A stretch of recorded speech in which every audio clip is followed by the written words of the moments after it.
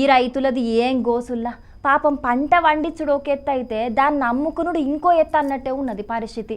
ప్రభుత్వం మద్దతు ధరలు ప్రకటించినా అమ్ముకునే యాళ్ళ మాత్రం ఏం ఫాయిదా లేకుండా పోతున్నది. పాపం కొంతమంది రైతులను చూస్తే నిజంగా దుఃఖం అనిపిస్తున్నదిల్లా.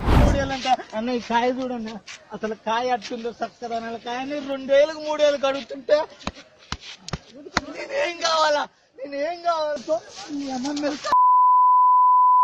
అసలు ఇక్కడ ఊపిరిపోతే ఎంత నేను ఏం సమాధానం చెప్పుకోవాలా? సక్కదనం కాయ చేసుకొస్తే 3 ఏళ్ళు కట్ట అడుగుతుంటే నా పరిస్థితి ఏం కావాలా? మరి 2500కి అంటే ఏంది రైతు పరిస్థితి?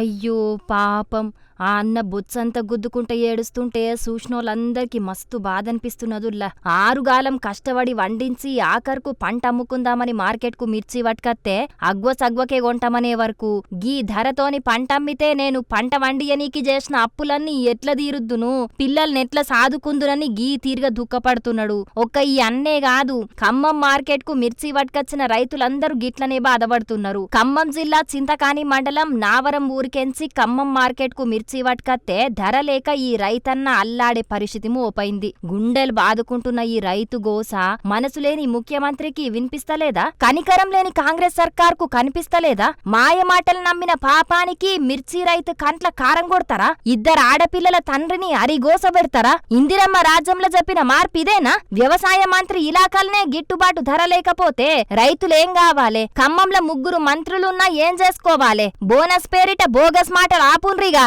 మిర్చి రైతుకు కనీసం మద్దతు ధర ఇప్పియుండ్రని మాజీ మంత్రి కేటీఆర్ సర్కార్ మీద గట్టిగానే ఫైర్ అయిండు. ఈ ముచ్చట్ల రైతులకు ఎట్లా లాభం చెయ్యొచ్చని మా రిపోర్టర్ అన్న మార్కెట్ కమిటీ ఆఫీసర్ దగ్గరకు పోయి అడిగితే ఏమన్నాడో ఇనుండ్రే.